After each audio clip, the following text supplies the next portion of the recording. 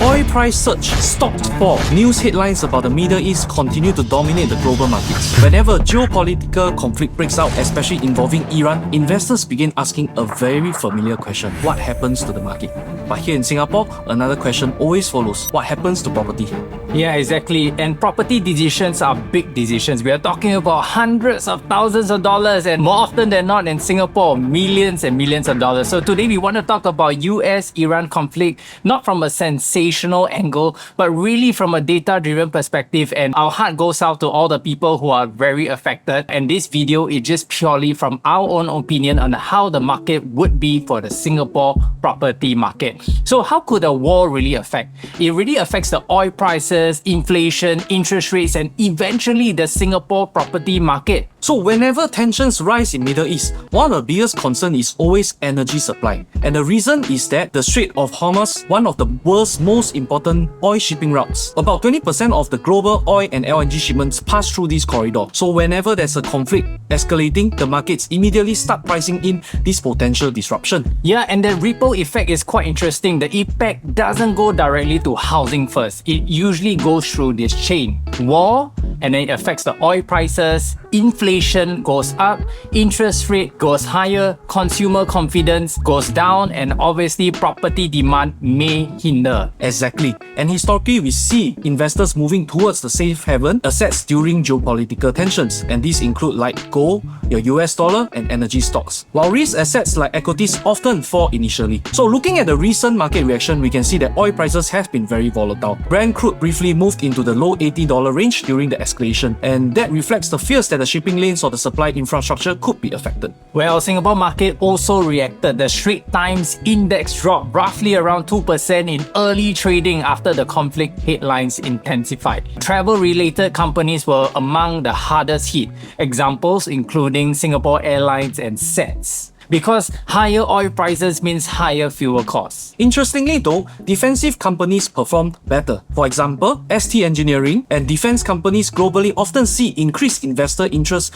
during geopolitical tension. If we zoom up historically, geopolitical conflicts often cause short-term volatility but not necessarily long-term economic collapse. For example, the Gulf War in 1990, Iraq War in 2003, Russia-Ukraine conflict in 2022, markets initially fell but often stabilize once uncertainty reduced. That's right. And one interesting observation is this: real estate market tend to react much slower than stock market. And stock market can react in seconds, whereas property reacts in months or even years. Because property decisions involve financing, legal processes, and a lot of personal life planning. Well, before we talk about the war impact, we should understand where Singapore property already is. Looking at recent data, private property prices rose about 0.6% in Q4 2025.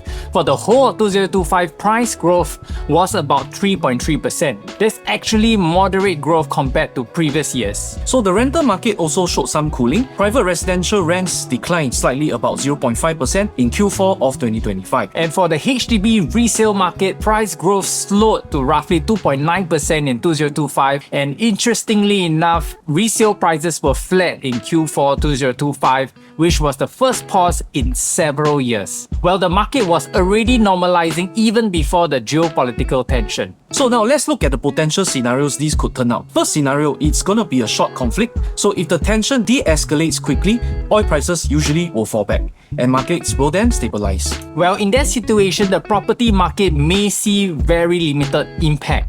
Maybe slightly slower decision making from buyers. Buyers maybe want to negotiate a bit more, but overall fundamentals remains unchanged. So the second scenario could be a prolonged conflict lasting for months, and here we may see sustained high oil prices, and higher energy prices can continue to push up global inflation. And inflation affects property primarily through interest rate. If inflation stays high, central banks may delay interest rate cuts. Higher borrowing costs tend to slow the property demand. So the third scenario will be an escalation that disrupts the shipping lanes on the energy supply chain significantly, and this could affect global trade. In that scenario, property markets become segmented. Owner-occupied homes may remain relatively stable, but speculative or high investment segments might slow down. Luxury markets historically feel macro shocks earlier. So you must be wondering, for buyer, such as yourself listening to today's podcast, a few key considerations must happen. First,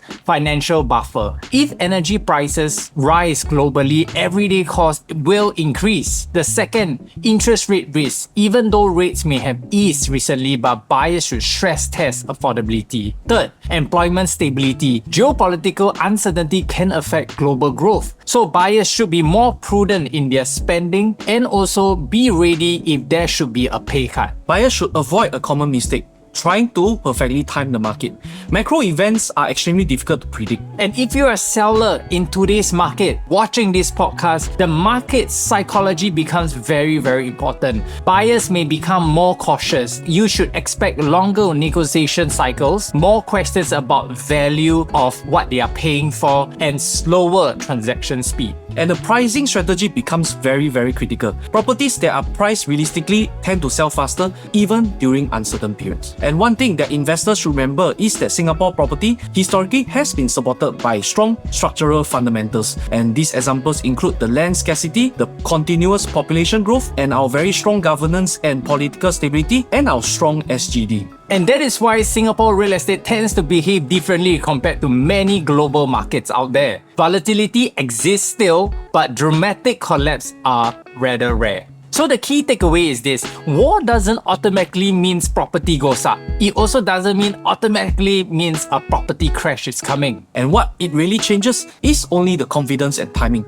People take longer to make decisions, but long-term fundamentals still matter the most. I hope that you enjoyed this discussion and benefited from the information so that you will feel a little bit more informed of what to do next with your property journey. Let us know in the comment section whether you're interested in the next topic. Let's say we talk about which property segments usually move first during economic uncertainty.